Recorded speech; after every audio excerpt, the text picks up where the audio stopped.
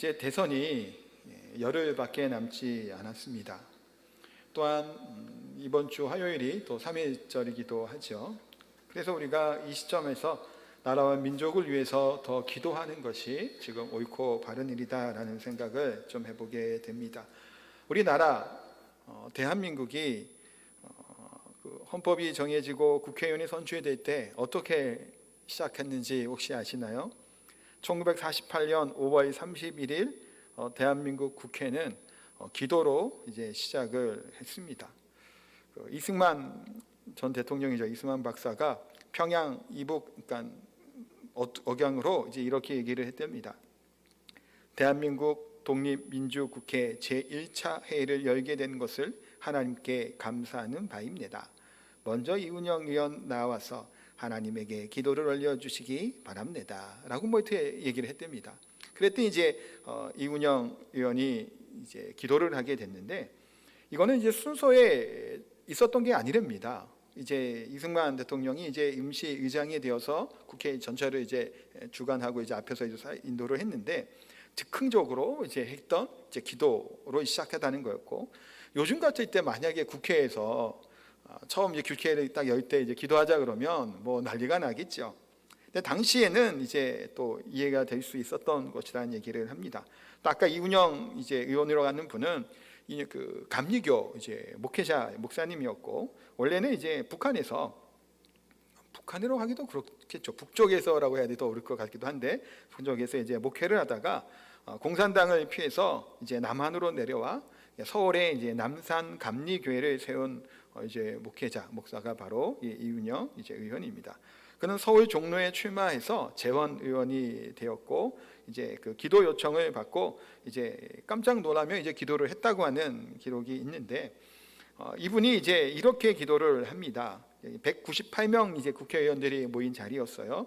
이게 중약이 되어 있는데 한번 말씀을 드릴게요. 이 우주와 만물을 창조하시고 인간의 역사를 섭리하시는 하나님이시여, 이 민족을 돌아보시고 이 땅에 축복하셔서 감사에 넘치는 오늘이 있게 하심을 주님께 저희는 성심으로 감사하나이다. 그리고 마지막에는 역사의 첫걸음을 걷는 오늘의 우리의 한의와 우리의 감격에 넘치는 이 민족의 기쁨을 다 하나님께 영광과 감사를 올리나이다. 이 모든 말씀 예수님의 이름으로 기도하나이다. 아멘. 10분 이상 되는 기도를 했다고 해요. 저 원문도 제가 뒤에 이제 준비해 놓은 건 있습니다. 시간 되면 한번 다시 읽어드리고 아니면 넘어갈 텐데, 10분 정도 되는 긴 시간 동안 기도를 했음에도 불구하고 198명의 국회의원이 아무도 눈을 뜨지 않고 거룩한 기도가 끝나자마자 믿지 않는 의원들도 일제히 자리에 일어나 아멘 했다라는 겁니다. 어땠을까요? 그 광경이나 상황이 굉장히 감격스럽죠. 근데 당시 기독교인은 전체 인구의 1% 정도밖에 되지 않았다고 합니다. 소수였고 굉장히 적었죠. 그런데 건국의 주역이라고 할 만한 사람들이 다 대부분 기독교인이었던 거예요. 우리가 아는 유명한 이제 그 열사대인들이 있잖아요. 그분들이 기독교인들이 많아요.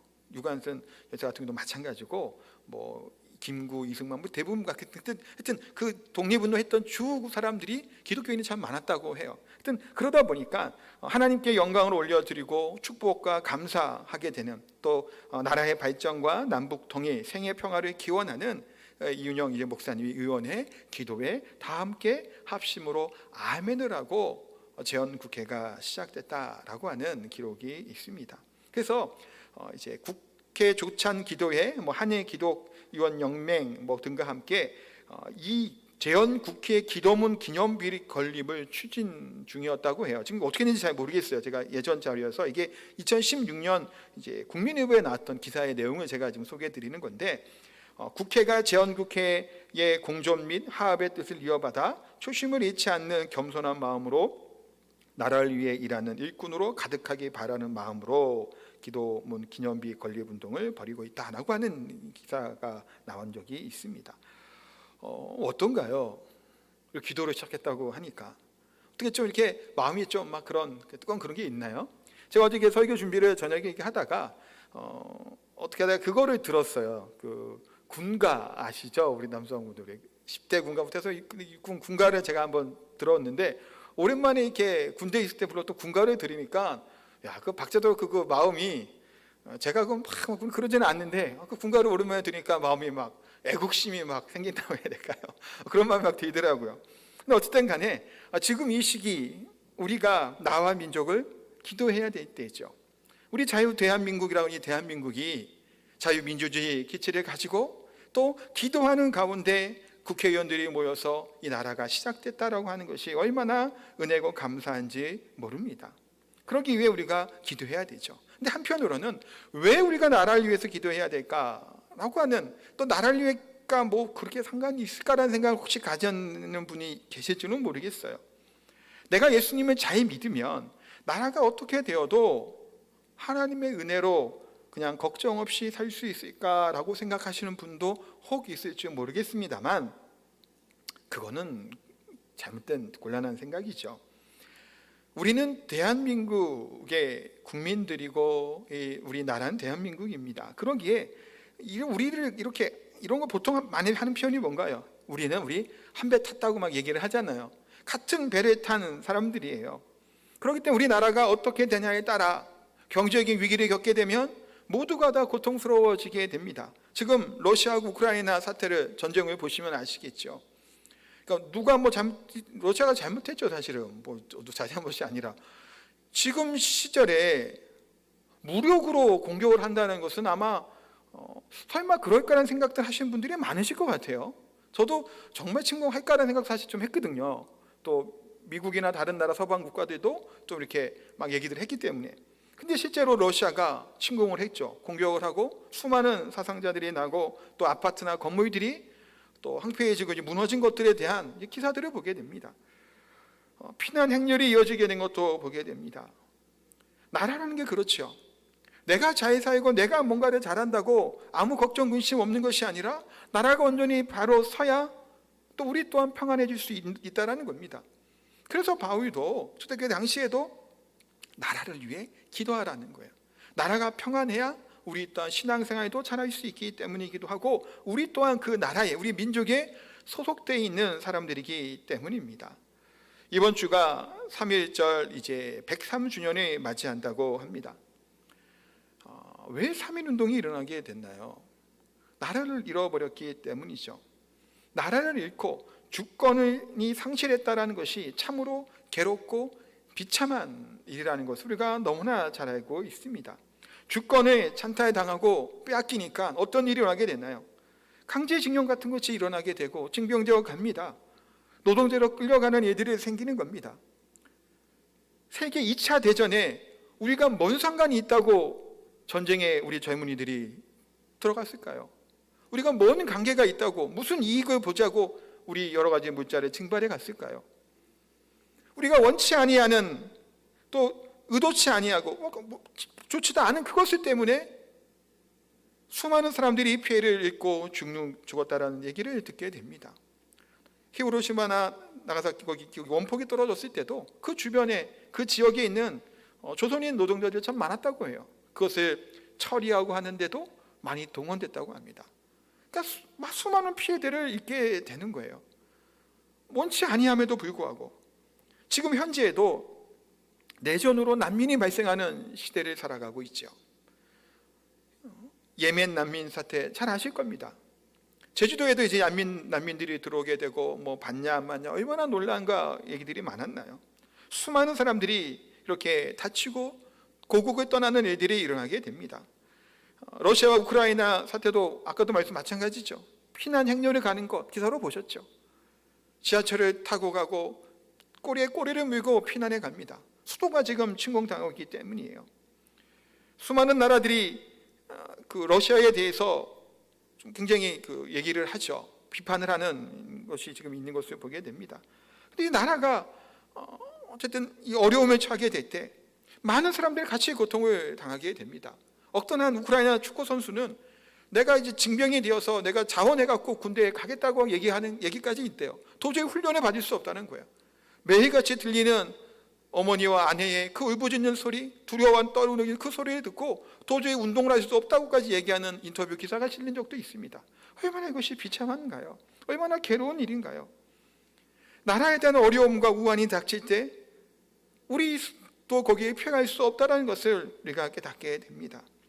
우리 신앙생활에도 그래서 열심히 우리가 잘한다고 해도 위기와 어려움을 따르게 됩니다. 내가 잘못하지 않았는데도 그렇기 때문에 얼마든지 어려움이 생기죠. 내 가정이 내가 뭔가를 실수한 것이 없는데 잘못된 지도자가 세워지게 될 때 그 지도자로 말미암아 어려움이 얼마든지 우리가 생길 수 있다는 겁니다. 그것은 그리스도인이든 비그리스도인 할 것 없이 모두가 다 여기에 포함이 되는 거예요. 우리는 한 나라 같은 대한민국에 속해 있는 사람들이기 때문이죠. 단순히 나라만이 또한 아니기도 합니다만 어쨌든 그렇다는 겁니다. 하나님을 잘 섬기고 뜻대로 살아도 곤고한 날이 올 수 있음을 우리가 압니다. 이럴 때 우리는 어떻게 해야 될까? 무엇을 해야 될까라고 하는 생각을 가지면서 오늘 로마서 말씀을 조금 묵상해 보려고 합니다. 바울은 지금 고통 가운데 있음에 대해서 로마 교인들을 향해서 이제 호소를 합니다. 내가 좀 괴롭다, 고통스럽다, 견딜 수 없는 마음이 있다라는 얘기를 해요. 우리 1, 2절 말씀을 다시 한번 우리 읽어보도록 하겠습니다. 1절, 2절입니다. 내가 그리스도 안에서 참말을 하고 거짓말을 아니하노라. 나에게 큰 근심이 있는 것과 마음에 그치지 않는 고통이 있는 것을 내 양심이 성령 안에서 나와 더불어 증거하노니. 바울이 고통 가운데 있다고 얘기합니다. 왜 그럴까요? 내 형제, 내 고륙, 내 동족들 때문에 고통스러워요. 왜 이들 때문에 고통스러운가 하면 그들이 예수님 믿지 않기 때문입니다. 그들이 예수님을 받아들이지 않고 있어요. 회개하지 않는 겁니다. 이들이 끝까지 회개하지 아니하고 돌이키지 아니하면 어떻게 될까 하고 하는 근심이 쌓이기 시작하는 겁니다. 그것이 고통이 되는 거예요. 그 괴로움이 되었던 것이 바울의 심령의 마음이에요. 그러니까 3절에 보니까 그 고통에 대해서 어떻게까지 얘기하나요? 3절 다시 한번 읽을까요? 나의 형제 곧 고륙의 친척을 위하여 내 자신이 저주를 받아 그리스도에게서 끊어질지라도 원하는 바로라. 내가 저주를 받아 끊어질지라도 내가 원하고 원한다라는 겁니다. 저주를 받을지라도 아나데마라고 하는 헬라어입니다. 굉장히 무서운 말이에요. 저주를 받는다는 표현이 히브리식, 유대식 그런 표현 사나운 생각을 하면 여리고성이 불탔습니다. 하나님이 그 땅에 가나안에 저주하시고 그들을 불태우셨죠. 그러면서 다 하나님께 드려라, 다 멸해라는 얘기를 합니다. 아나데마라고 하는 말이 거기에 비롯된 말이라고 얘기할 수 있습니다. 그러니까 저주를 받았다고 하는 것, 그리스도께 끊어지게 되는 상태를 이야기를 하는, 그러나 그것은 뭐 가능한 것은 물론 아니에요. 바울이 이렇게 기도한다고 바울이 정말 하나님의 사랑 안에서 그리스도 안에서 끊어질 수도 있냐? 그것은 없습니다. 그러나 그 심정으로 정말 간절한 마음으로 하나님께 간절히 부르짖고 기도하는 그 마음의 심정이 이렇다는 겁니다. 모세 또한 이랬지요.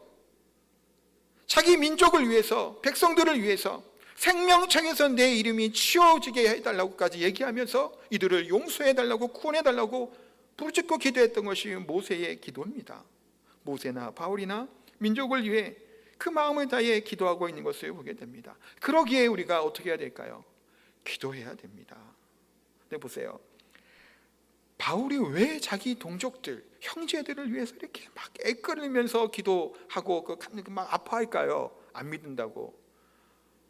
이 형제들이, 동족들이, 히브리 사람들, 유대 사람들이 자신에게 막 굉장히 잘해줬나요? 바울에게? 아니에요. 오히려 반대로 바울을 핍박하고 박해했던 것은 누군가요? 유대인들이었단 말이에요. 바울을 돌로 치고 태장을 때리고 재판에 붙여서 감옥에 가둬가게 하고 죽이려고 막 일어났던 사람들이 누구냐는 거예요. 유대인들이에요. 본인이 지금 기도하고 있는 이들이란 말이에요. 복음을 증언하고 전함에도 불구하고 듣지 않는 자들이 바로 이들이란 말이에요. 그들은 바울의 그런 사역에 별로 도움이 되지 않습니다. 오히려 박해를 하고 해방을 놓는 자들이죠.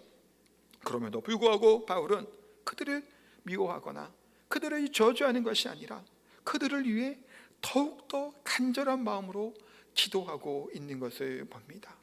이게 어떻게 가능할까? 아마 바울은 이들이 막 들고 일어나서 자신을 죽이려고 하고 자신을 때리려고 하고 자신을 막 괴롭히고 하는 그런 것을 볼 때 어떤 마음이 바울이 들었을까요? 막 괘씸하고 막 저주하고 싶은 마음이 들었을까요? 그렇지 않았겠죠. 이들의 어리석음이 얼마나 안타까웠을까요? 사실은 이들이 나를 지금은 핍박하고 나를 저주하고 나를 괴롭히는데 그들이 왜 이렇게 하는 건가요? 진리가, 생명이 그들 가운데 들어가 있지 않기 때문이죠. 모르기 때문이에요. 예수님은 모르기 때문에 자신이 저주하고 자신을 그렇게 쫓아다니면서 괴롭히는 거예요. 그 사실이 얼마나 안타까웠을까요?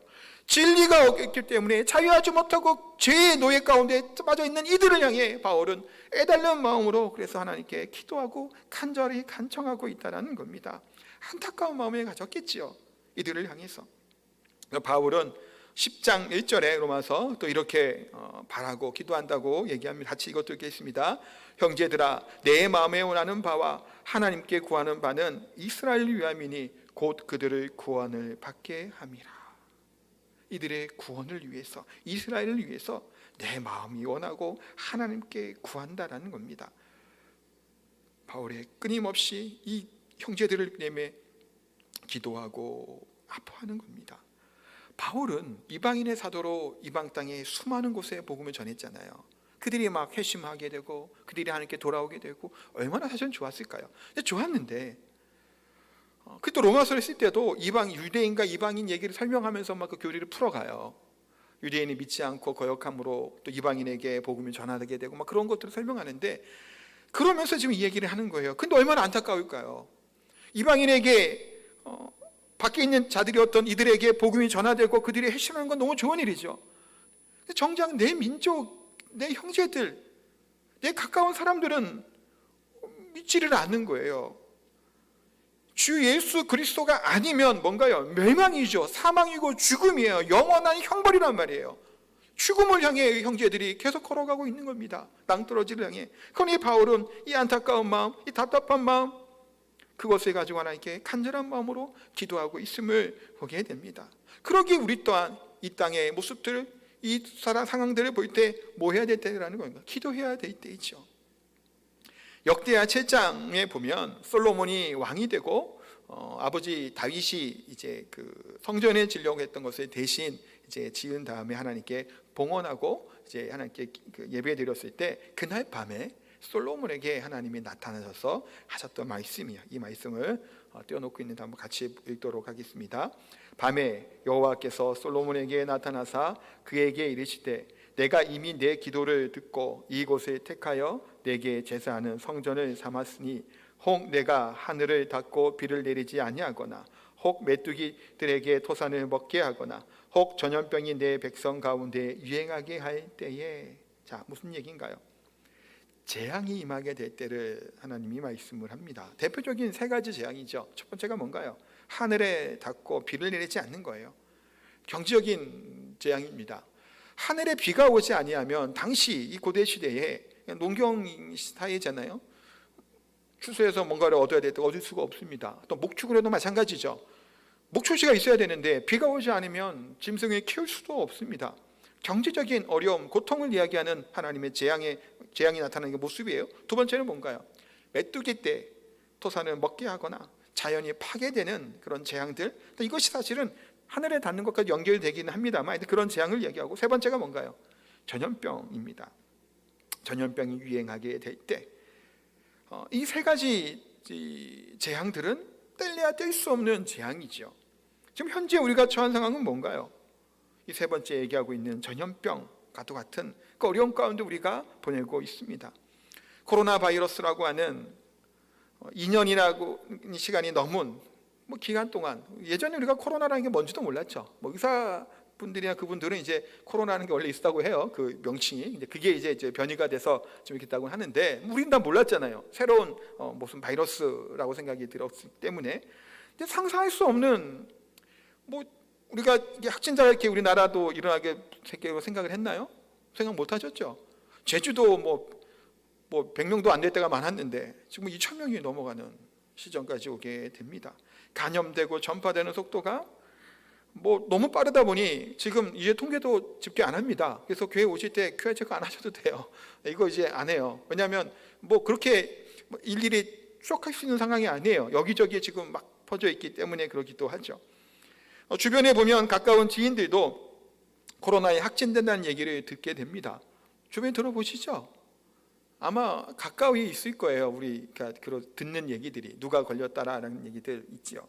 서울에 있는 제가 아는 이제 목사님들도 한 2분 정도가 이제 걸렸다는 얘기를 최근에 들었어요. 한 분은 걸려서 뭐 이렇게 가택연금이 아니라 이렇게 뭐라고 해야 돼? 집 안에 있어야 못 가잖아요. 그러니까 서재에서 이제 예배 이렇게 드리는 것을 영상으로 찍어서 같이 이렇게 드리는 분도 계셨고, 또 다른 한 분 또 이제 그게 이제 오늘 예배를 그분도 뭐 그런 식으로밖에 예배를 못 드렸을 것 같은데, 하여튼 그렇게 예배를 드리는 경우들이 이제 생기는 것을 봅니다. 혼란스럽죠. 이럴 때 우리 그리스도인들은 어떻게 해야 될까요? 너무 두려워하지는 마시기 바랍니다. 담대한 마음을 가셔야 돼. 이거 뭐 코로나라고 하는 이 바이러스가 우리를 뭐 어떻게 하지 못하지요. 물론 조심하지 않은 얘기는 아니에요. 거기에 너무 우리가 위축되고 두려워해서는 안 된다는 겁니다.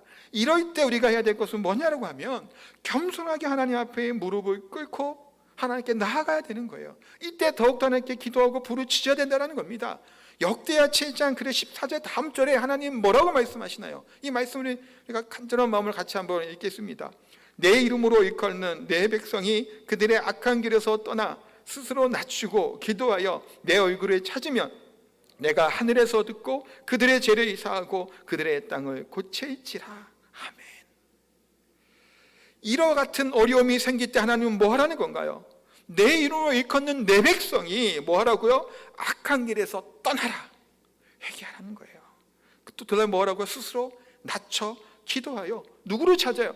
하나님을 찾으면, 하나님께 부르짖으면, 하나님께 나아가면 하나님께서 하늘에서 듣고 그들의 죄를 사하시고 그들의 땅을 고쳐주리라.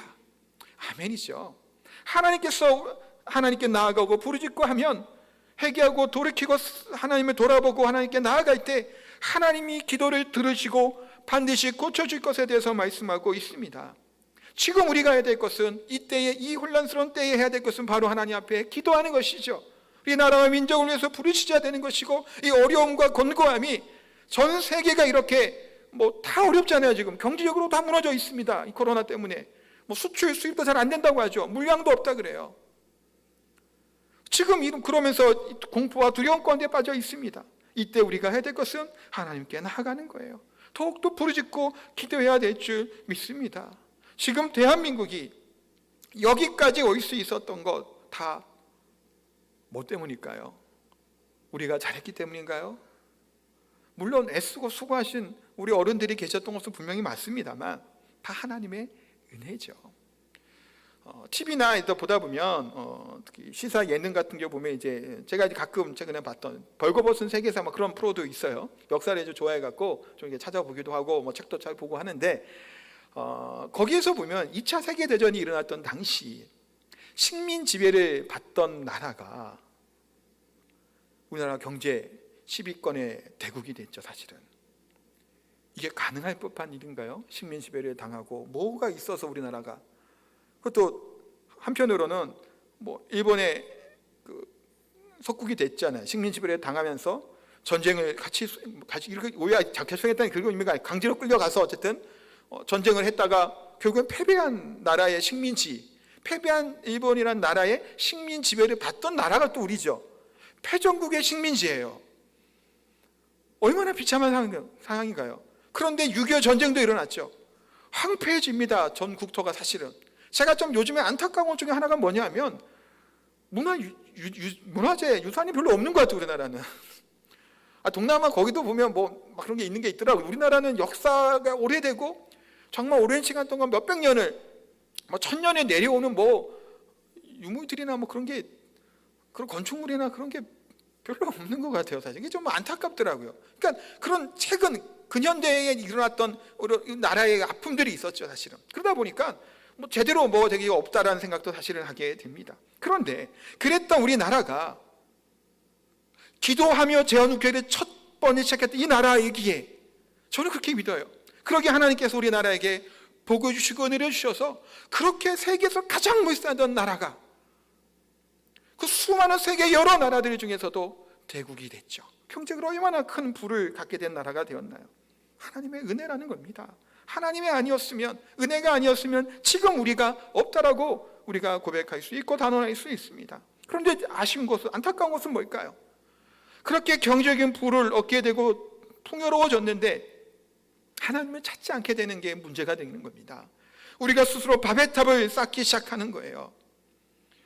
우리 코로나 관련돼서 어떤 강의했던 어떤 의사 교수 중에 한 분은 이런 얘기를 하더라고요. 지금 이 코로나나 그 전에 뭐 사스나 뭐 그런 것들이 아까 뭐 코로나가 감기 바이러스라고 해요. 근데 그게 왜 이런 변이가 일어났냐는 것을 얘기할 때 그분은 하나님의 그 심판이라고 얘기하고 인간의 그런 교만이었다고 얘기를 해요. 왜냐하면 유전자 조작 같은 걸 해서 막 그런 하나님의 것들을 이제 벗어나려고 하고 거기서 뛰어넘고자 하는 그런 인간들의 제약이, 교만함들이 가득하다 보니까 원래는 다른 종끼리는 이게 안 된다고 합니다. 근데 예전에 뭐 사스나 메르스 같은 경우 다른 동물에 있었던 그 감기 바이러스가 인간에게 오게 된 게 문제가 된 거거든요. 원래는 이게 안 되는 게 맞대요. 낙타에게 낙타끼리 있는 거고 그렇게 있는 거지 인간에게 안 오는데 그게 변이가 생겨서 사람에게까지 이 감기 바이러스가 전파가 되고 치명적인 그런 어려움을 갖게 된다는 얘기를 하면서 이게 인간의 교만을 그분이 얘기를 하더라고요. 정말 그렇죠. 인간의 교만이 점점 가득해지고 있는 것을 봅니다.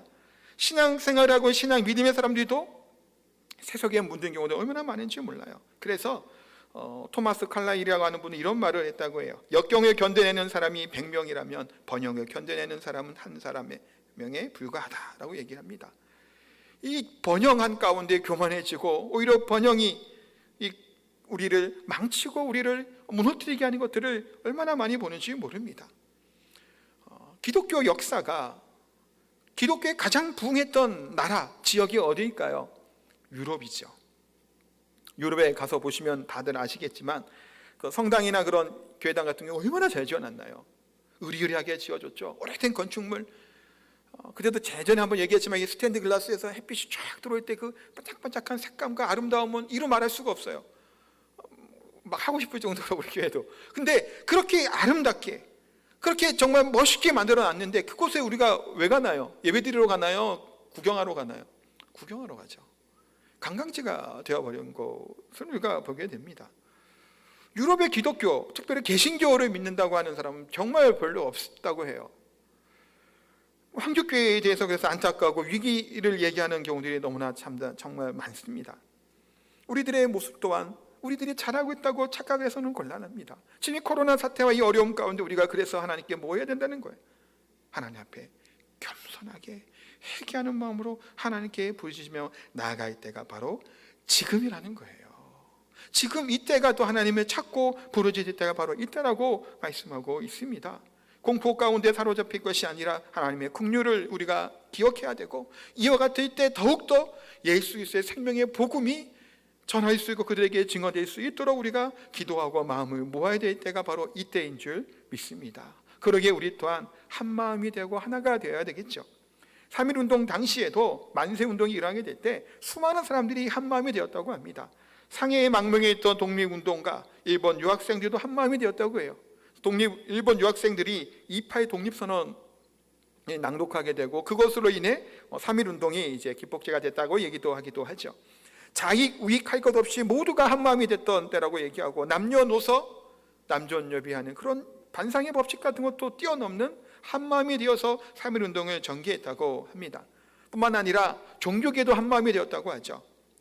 기독교인 중에서 이제 우리 남강 이승훈이라는 분이 당대 최대의 종교였던 천도교, 불교 같은 이제 지도자들을 만나서 같이 이제 이런 것을 낭독하기로 하고 이제 결의를 했다고 해요. 33명의 사람을 모으게 되고 그 가운데 기독교, 천도교, 이제 불교라고 하는 이제 종교 지도자들이 모여서 이제 선언하기 3.1운동을 시작하게 되죠. 근데 재밌는 것은 뭐냐면 3.1운동이 원래는 3월 3일로 처음에 잡혔대요. 그러니까 3.1운동이 된 게 뭐냐면 고종이 1919년 1월 21일 날 돌아가셨어요. 그래서 3월 3일 날 장례가 예정되어 있어서 처음에는 장례하는 날짜에 3.1운동을 하려고 했다고 해요. 근데 그렇게 되다 보면 국민들 이제 백성들의 막 마음이 막 흥분돼 있을 거 아니에요. 그리고 자기 왕이 죽었고 하는 그 장례하는데 그때 되면 폭력적인 그런 시위로 확대될 거 이렇게 우려돼서 하루 전날이 3월 2일로 잡았는데 3월 2일은 주일인 거예요. 그러니까 천도교 쪽에서 기독교인들은 주일날 예배 드려야 되잖아요. 그러니까 하루 더 땡겨서 3월 1일로 이것을 시작하자라고 제의를 해서 3월 1일로 이걸 시작했다고 합니다. 이게 뭔가요? 서로 어쨌든 한 마음이 되어서 이 3.1 운동을 전개했는 것을 보게 되죠. 지금 시대는 어떤가요? 지금 대선을 앞두다 보니까 얼마나 그냥 말들 네거티브가 그냥 난무한지 모릅니다. 뭐 토론회 보는 것도 별로 어떤 재미가 없죠. 너무 그냥 안 좋은 얘기들만 하니까 연합과 화합과는 점점 멀어지는 시대를 우리가 살아가게 됩니다. 정쟁하는 시대죠. 반대를 위한 반대를 하고 비판을 위한 비판을 하고 서로 좀 뭐 염치가 없고 참 부끄러운 줄 모르는 행동과 행태를 하는 그런 정치들도 얼마나 많이 보이는지 모릅니다. 어떻게 저러나 싶을 정도의 사람도 많이 있어요. 세대 갈등, 빈부 갈등, 지역 갈등, 젠더 갈등이라는 수많은 갈등들이 있는 이 시대를 살아가고 있죠. 우리가 연합하고 하나됨이 이루어야 될 줄 압니다. 다르다라는 것은 틀린 것이 아님에도 우리는 그것을 틀린 걸로 여기고 서로를 배척하기 바쁜 것을 봅니다. 3.1 운동은 그렇게 하지 않고 연합의 그런 운동이었다라는 것이 또 우리 또한 그리스도인이 하나로 되고 연합되는데 얼마나 중요한지 모를까라는 생각을 또 해보게 되죠. 뿐만 아니라 그러기에 세상을 변화시키는 능력이 어디에 있어야 될까요? 우리에게 있다라는 겁니다. 3.1 운동 당시에 이제 기독교가 이제 복음이 전해진 지가 뭐 한 30년밖에 되지 않은 얼마 역사가 짧은 이제 종교였죠. 근데 당시에 이제 우리나라 인구가 한 1,700만 명 정도 됐다고 합니다. 근데 기독교인은 한 22만 명에 불과해서 전체 인구 중에 한 1.3%가 기독교인이었다고 해요. 그런데 아까 얘기했지만 그 33인의 민족 지도자 중에서 16명이 기독교인이었죠. 그건 우리 국석시험에 들어보셨죠. 16명. 그건 반 정도가 기독교인이었 뿐만 아니라 시위 인원의 30%가 기독교인이었다고 합니다. 또한 체포와 투옥된 사람들 중에 22%가 기독교인이었던 거예요. 1%밖에 되지 않은 어찌 보면 숫자로는 얼마 안 되죠. 그런데 이 3.1 운동 당시에 우리 기독교인들이 그렇게 발벗고 나서서 끌려간 매를 맞고 고문에 당하고 투옥이 되는 처형을 당하기도 하는 그런 상황 가운데서도 물러서지 않고 나라를 위해서 이 운동을 전개해 나가고 이제 그 독립운동을 했다라는 것을 우리가 보게 됩니다. 그러나 얼마나 귀한가요? 그러니까 재헌 국회 때 이승만 대통령이 기도하자라고 얘기를 하니까 그냥 기도했고 다 같이 아멘을 했던 거예요. 이런 영향력이 끼쳤기 때문이에요. 기독교라고 하는 또 믿는 사람들이라고 하는 선한 영향력이 곳곳에 있었기 때문이죠. 근데 지금은 어떤가요? 특별히 코로나 시기가 되면서 교회에 대한 부정적인 인식과 생각들이 참 많은 시대를 살아갑니다. 그러면서 혹시 우리가 이런 생각을 할 수도 있겠죠. 원래 세상은 교회를 박해한다고, 원래 마지막 때가 될수록 더 박해할 거야 라고 하면서 그냥 있어서는 그래도 안 되는 겁니다. 정당할 수는 없어요. 물론 맞은 말이에요. 우리 그리스도인들이 점점 세상이 지나고 마지막 때에 갈수록 박해를 당할 수밖에 없습니다. 예수님 믿는다고 하는 사실 때문에 어려움을 당해요. 왜냐하면 성경에 이렇게 써 있기 때문이에요. 예수님도 말씀하셨죠. 한라에 너가 피부가 당할 것을 얘기합니다. 어쩔 수 없는 상황이 돌아올 거예요. 마지막 때가 가까우고 예수님이 오실 때가 다가오면. 그러나 그렇다고 우리 거기 그냥 우리의 행동들과 말이 욕을 먹을 짓을 하면서 살아가서는 안 되겠죠. 그럼에도 불구하고 우리는 뭐 하며 살아가야 돼요? 예수 그리스도께서 말씀하셨던 세상의 빛이고 소금이라고 하는 우리의 정체성, 그리스도의 정체성을 잃지 말아야 되는 거예요. 어쩔 수 없어가 아니라 그럼에도 불구하고 우리가 영향을 끼치는 하나님의 사람들이 우리 가운데 있어야 될 줄 믿습니다. 사랑하는 성도 여러분, 3.1 운동 그런 정신들, 수많은 사람들이 희생됐던 것들이었죠. 교회가, 우리 그리스도인이 그 같은 사명을 감당해야 될 때가 바로 언제라는 건 지금이라는 거예요. 지금 이제 대선이 얼마 남았나요? 열흘 남았죠. 새로운 정부를 이제 앞두고 있습니다. 대통령이 되면 5년 동안 이제 임기가 있죠. 5년이 긴가요? 짧은가요? 길어요. 앞으로의 5년. 누가 지도자가 되냐에 따라서 우리나라가 어떤 방향으로 갈지 정해지게 되죠. 제가 물론 여기서 누구 이렇게 얘기하지는 않습니다만 우리가 기도해야 된다는 겁니다. 지난날에 우리의 믿음의 선진들이, 우리의 선배들이 자유 대한민국의 이것을 가지고 자유민주주의를 놓고 기도하고 발전시키고 지금에 이르기까지 되기까지 애쓰고 수고한 그들의 모습들이 있죠. 지금은 정치, 경제, 사회, 안보 모든 전반적인 환경 가운데 위기입니다. 위기. 어려운 가운데 우리가 처해 있음을 보게 됩니다. 그러기 때문에 우리가 나라와 민족을 위해, 대한민국을 위해서 지금까지 지켜왔던 자유로운 대한민주주의, 이 대한민국을 위해서 우리가 기도해야 될 때예요. 독립을 위해, 그 자유민주주의를 지키기 위해 일본과도 싸우고 북한의 그런 괴뢰 정부에 맞서서 수많은 사람들의 피를 흘리며 지금에 이르기까지 우리 민족이, 우리나라가 지금까지 이르게 된 줄 압니다. 그런 역사적인 것도 우리가 기억해야 되겠죠. 그러기에 지금 이때에 우리가 해야 될 것, 나라를 위해서, 또 지금 어려운 환경 가운데 우리 자신들을 돌아보고 우리 민족을 위해서, 또 새로운 대통령 분을 위해서, 또 그분이 대통령 된 다음에 어떻게 운영할까, 그걸 위해서도 우리가 기도해야 될 때가 바로 지금 이때인 줄 압니다. 우리의 소망은, 희망은 누구에게 있을까요? 믿는 그리스도인에게 있는 거예요. 어떤 분은 이 얘기를 합니다. 이 얘기가 마칠게요. 세계의 여러 나라들이 있죠. 여러 나라 있는 중에서 그래도 아직 많은 싸움이 있고 그런 것들이, 그런 가치를 지키려고 하는 나라가 두 나라가 있다고 어떤 사람은 얘기하더라고요. 어느 나라일까요? 미국과 우리나라라는 얘기를 해요. 왜 이 나라 얘기를 할까요? 미국은 청교도 정신으로 시작을 했죠. 그래서 그 미국이 하는 이제 자유민주주의나 하는 가치들은 기독교 신앙의 기반이 됐다고 얘기를 합니다. 그리고 지금도 여전히 기독교인들이 많이 있어요, 미국에. 그렇게 또 하려고 애쓰는 분들이 많이 있고, 그 가운데 세속적인 것들과 부딪힘이 있다는 얘기를 해요. 우리나라도 마찬가지죠. 우리는 아직 소망이 있는 나라라고 생각을 합니다. 우리 대한민국은 여전히 하나님의 은혜와 사랑 가운데 앞으로 더 그런 역할의 감당의 나라가 바로 우리나라라는 생각을 하게 됩니다. 거기 사는 성도님들도 그와 같은 우리 나라, 민족 더 기도하시고, 또 그러면서 우리나라가 정말 하나님의 복음과 하나님의 능력과 하나님의 선한 것들을 감당하는 나라가 되어야 되겠죠. 하나님의 원조를 받는 나라에서 원조하는 나라로 경제를 부흥시켰던 그 이유는 또한 이 복음을 지원하고 전하기 위해서 우리를 이렇게 부흥하게 하시고 경제를 잘 살게 하셨다는 사실을 잊어버리시면 안 된다는 거예요. 분명한 목적이 있죠. 하나님 우리나라를 잘 살게 하신 이유는, 기적을 만든 이유가 뭘까요? 하나님의 도구로 역할을 감당하기 위함이에요. 그것을 잃어버리게 되면, 그걸 잊어버리고 우리가 그 역할을 감당하지 못하면 쓸모없어요. 밟혀서 버릴 뿐이는 게 소금에 맛있는 소금이죠. 우리 나라 사랑하는 마음으로 이때 더욱더 기도하고 우리 민족을 위해서 기도하며 부르짖는 저 성도님 되시기를 예수님 이름으로 축복하고 기도합니다. 우리 찬양가